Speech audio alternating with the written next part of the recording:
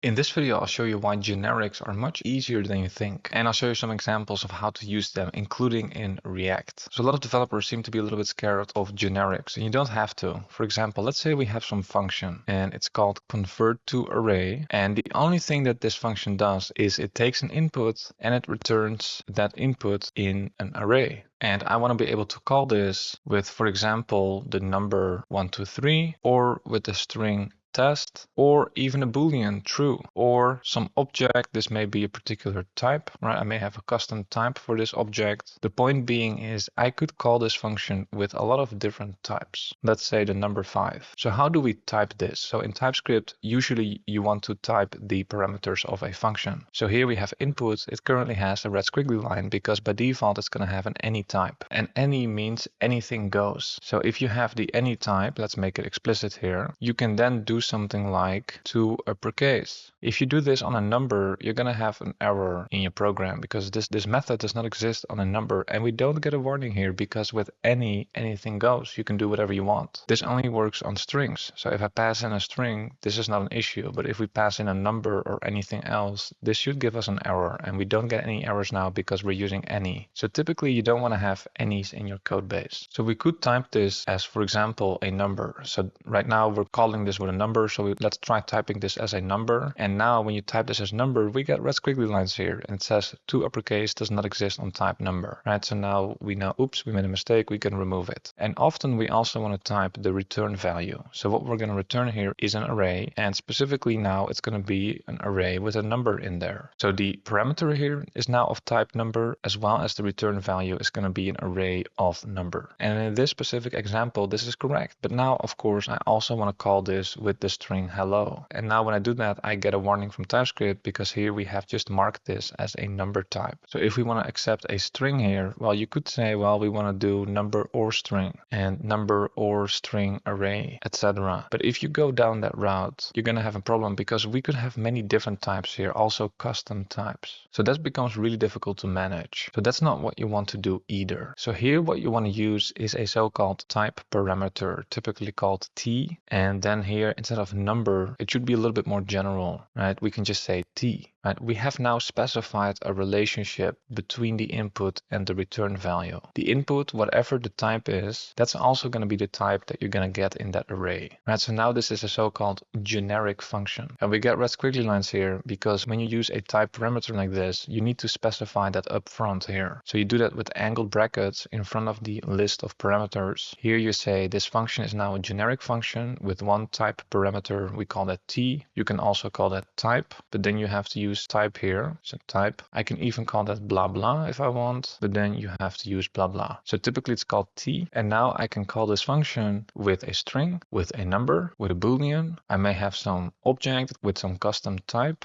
user maybe, or maybe type guest, etc. Right? So in this case, we are using generics, or more correctly called a type parameter, to codify a relationship between the parameter and the return value. And that's what you always do with generics. You're specifying, you're codifying some particular relationship. So whenever you see a generic, just look at what relationship is being specified. Right? So now I'm calling it with a number here. So if I do something else here, I try to return the string 5, we're going to get an issue. And I'm using a traditional function syntax here, but we can also have an arrow function. So let me comment this out. So it looks almost the same. Let me quickly convert this, and it would look something like this. So here we have convert to array. It has a parameter called input that's going to have some type, and the return value is going to be an array with that type in there. So then we just return the input here. You always specify the type parameter in front of the list of parameters. Let me show you another example. Let's say I have some array here with numbers, just some random numbers here, and I want to have a function, let's call that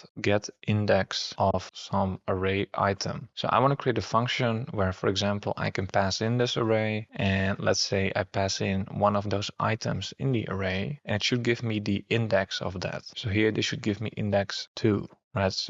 Because arrays start at 0, so it's index 0, 1, 2. right? So let's create that function get index of array item, and it's gonna take in, well, the actual array and then also one of those items in the array. So I will just call that array item, and then we can use array find index. All right, so this is what we want. Let me actually put this below here. So we get some red squiggly lines here because now we need to type some things, and by default these are all going to be typed as any. We don't want any any's in our code base. So how do we type this? So in the previous example we were codifying a relationship between the parameter and the return value. Here we want to codify a relationship between the two parameters. So here the first parameter is going to be an array. So it's going to be an array and there's going to be some type of that in there. So here we have an array of numbers, but it could also be an array of strings, let's say, or an array of booleans. And then of course, if we pass in one item of that array, that should have the same type, right? So there's a relationship there, and we can specify that, we can codify that here with generics, or more appropriately called a type parameter. So we can say that this array item needs to be of the same type as whatever we have in that array, right? So now you can see there's a relationship here that we specify. Now you're going to get red squiggly lines here because to make it a generic function, you need to specify that here in front of the list of parameters. We're just going to call it t again. And now we have specified a relationship between two parameters. And this is a traditional function syntax. So let me quickly convert this to an arrow function to show you how that looks like. And that looks something like this. So here we have the list of parameters where we have specified a relationship here, and we specified it's a generic function like this. So all the type parameters, you specify that here up front, and that's what this would look like. And by the way, here we don't have to specify a return value because TypeScript can already infer this correctly. Because here what we're returning with find index, if you hover this returns a number. So this method returns a number, and that's what we return from the function. So if you hover the function name, you can see this always returns a number. Doesn't matter what types we pass in, the find index, well, it's always going to be a number, right? So we don't have to specify that here. And that's also not relevant for generics because there's no relevant relationship between the parameters and the return value here, right? So this is always going to be a number. So this is not, a relationship that we need to specify with type parameters. All right, let me show you one more example and then we'll look at some examples in React. Let's say that I want to be able to have a function, create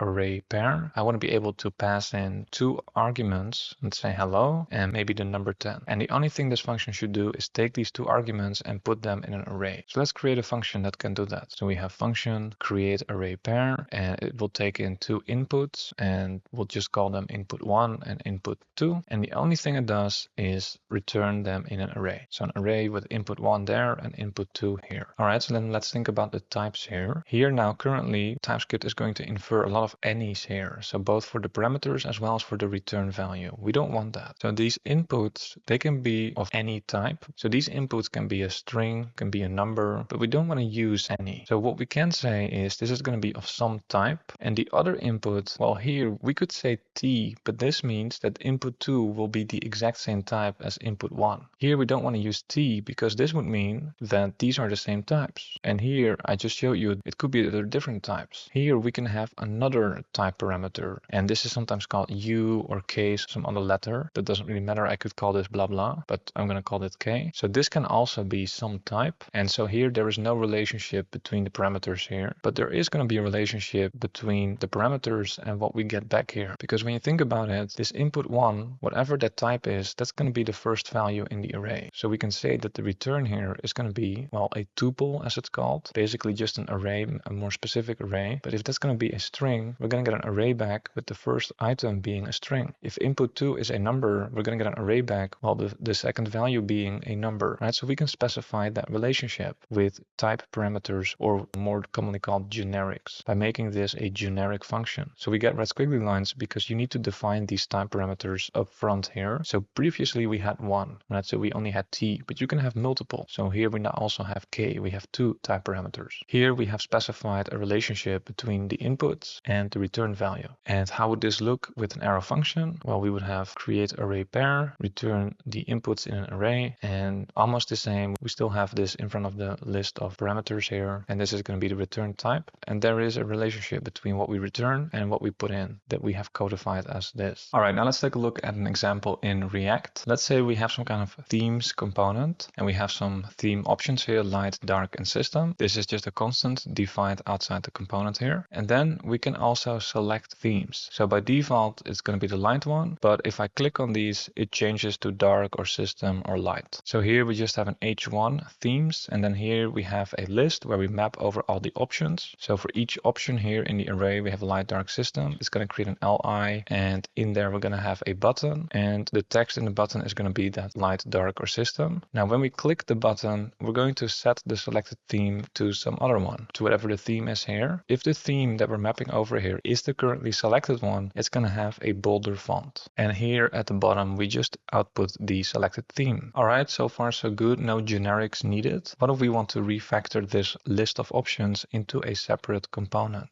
We can define multiple components in the same file, and since these are related, it makes sense to have them in the same file. So let's do that here. We can say this is going to be theme options. So we have theme options here, and this will just return this entire list. So let me just copy and paste that here. So now this is refactored into this component, and now we can replace that with our custom component here. All right, now when I do this, we're gonna get an issue because it's saying a selected theme is not defined. So in this component that we just created, we are using selected theme, but it's not defined in here. It's also using some setter function, which is not defined here. And it's also using theme options here. This works now because I've defined that here outside this themes component. But what if I have defined this, or this is coming from some API or whatever, it's coming from this themes component. Now this also doesn't work here. So basically we need to pass these values now to that component, and in React you do that with props. So let's start with the theme options here. So we want to pass the theme options. So we can say theme options is theme options, and now we get a red squiggly line from TypeScript because it's saying that this component does not accept a prop called theme options. So now we need to go here, and remember, props is just an object and this is a parameter of a function. Components are just normal JavaScript functions. So usually you want to type these, and you can do it like this in line here. So props is going to be an object with theme options, and let's say theme options, well, that's going to be an array of strings. Then we can use props.themeOptions, right? Now typically this is destructured here immediately, but it's still an object, but we can write it like this, theme options. Now this will work. So let's see if I save here, we now have theme options. We got rid of the red squiggly line here. So now we still get selected theme. So selected theme, we're still keeping track of that here. So now we also want to pass selected theme. We can say selected theme. Now we need to accept that. So we can say select theme, we're going to destructure that, and then we need to type that as well. So selected theme is going to be a string, right? We have light, dark, and system. These are all strings. So if I save here, you can see it looks a little bit better now. And now before we continue here, we can already sense that there is some relationship here, because this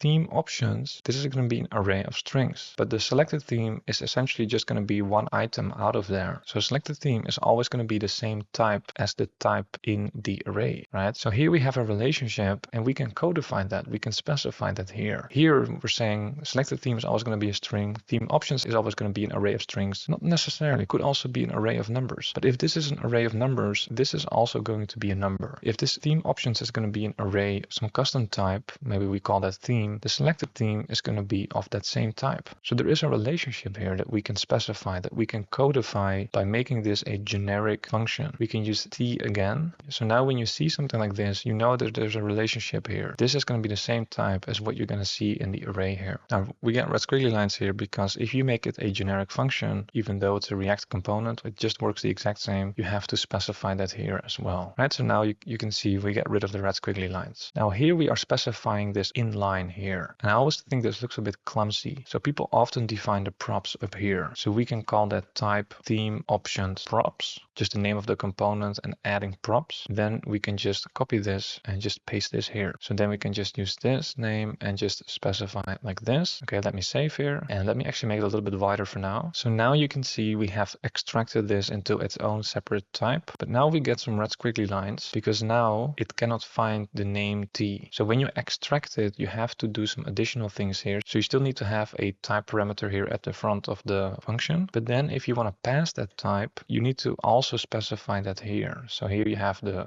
type, and we're saying we're going to pass that type parameter that we get from here. We're going to pass that to here. And now this also needs to accept that type parameter. So we're going to say this type accepts a type parameter. That's what we're passing here, right? So now you can see we're passing this t quite a bit, right? So now we have basically 2 additional t's here, and that's also why it's so confusing sometimes, I think, because it's just a bit difficult to follow here. But whenever you see a type parameter or you see that something is a generic, just look at the, well, object properties in this case, and just look at what type of relationship is being specified, right? That's what it's all about. All the other t's here, this is just some necessary syntax to make that work, but this is really the meat of it, right? This is the relationship that it's all about that we're codifying here. So now we have theme options. This is a string. So now if I try to pass a number here, let's say maybe this is an ID of some theme. Now we get an issue here because it's saying type number is not assignable to type string, because here we're passing strings and we just specified that's going to be the same type as for selected theme. But now we try to pass a number here, and so we get a warning from TypeScript. If I pass a boolean here, I also get an issue. If I try to pass an object here, I will also get an issue. So this is some nice type safety. Let's continue here with this setter function. So we want to be able to click on any of these, and it should properly update the state here. So what we can do is on theme click, we can just specify a function here that will just say set selected theme to whatever the theme is being clicked on. So what we want to be able to do here is get that function, let's say on theme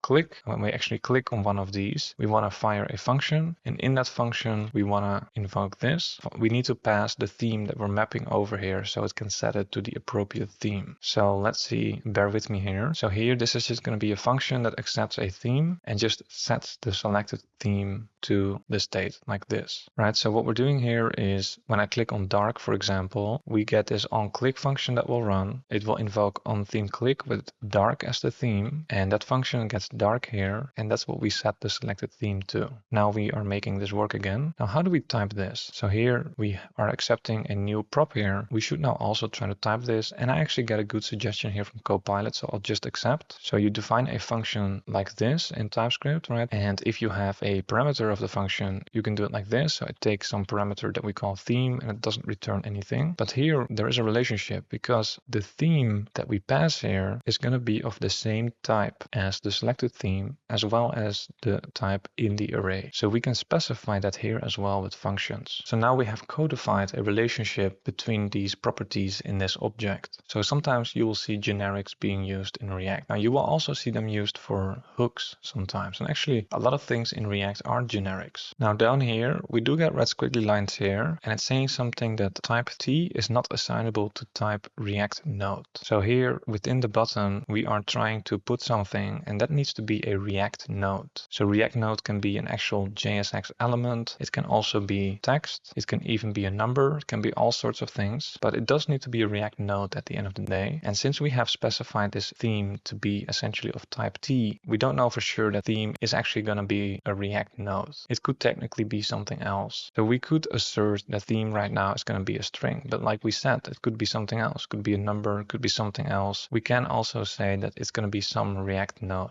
Now the cleaner way of doing this, you want to restrict what this type can be. So right now this type parameter can be any type. We can restrict that a little bit better. So if we go back to one of our first examples here, convert to array, it just takes an input and it just puts that in an array. So there's a relationship between the parameter and the return value. The value for the parameter is going to be the same as what you get back in the array. And I can call this now with any type I want, right? Number, string, but maybe I want to restrict this. So when you want to restrict that, we can use the extends keywords in here, and we can say this type T is going to be a number or a string, let's say. So the type that we pass in now should be either a number or a string. If I try to pass a boolean, I get a warning here. It's not allowed. So this is how you can restrict the type being passed in, and that's what we want to do here as well. So this does need to be a React node, this T. So we can say T extends React node. Now this comes from the React namespace, so I need to add React dot in front of it. And now you can see that that warning is gone as well. Now in React, there are actually a lot of generics, also with hooks. So if we go to this example one more time, we have convert to array. If I pass in the number 5, it can see, it can infer that what I'm I'm passing in is a number, right? So here when I call the function and I hover that, you can see that it has set the type parameter as a number. So the input is going to be a number and the return value is going to be an array of numbers. And if I pass in a string hello, it can infer that what I'm passing in is a string. You could specify this yourself. This is something you could do. So when you call a generic function, you can specify the type that you're passing in. We have now specified explicitly that's going to be a string. And if I try to do this, I'm going to say here now convert to array, we're passing in a number. So now I will actually get red squiggly lines because I'm passing in a string, right? So now this needs to be a number. Now we don't need to do this. It can already infer from what you're passing in what the type is going to be. So in React, this is relevant for example, when you are using useState here. So useState is actually also a generic function, just like here, right? So it has a type parameter. And so what we could do is we can call that function and we can specify the type that we're passing in. And now we're passing in a string. So we could say, well, this is going to be a string, but we don't need to do that. TypeScript can already infer that. So when I hover selected theme, it has already inferred this to be a string, but you don't need to do that. If we hover useState, you can see useState, it has already inferred this to be a string. And we can also take a look at the return value. So after the colon, it says we're going to get back an array. The first one is going to be a string, right? That's going to be selected theme. And the second thing we're going to get back is some complicated setter function, a dispatch function in React. But you can see that function should get a string. So if we want to update this selected theme, for example, to dark, well, it needs to be the string dark, right? So it needs to be a string. If I make this state a number, let's say it has some ID of the theme. Now if I hover useState, you can see it has already inferred this to be a number. The return value is going to be an array with first a number and then a setter function that will also only accept numbers, right? So with useState, you could specify this, but it's not necessary. Now it's different when you have some other type. So if we have a custom type, let's say maybe type theme, and this can be light,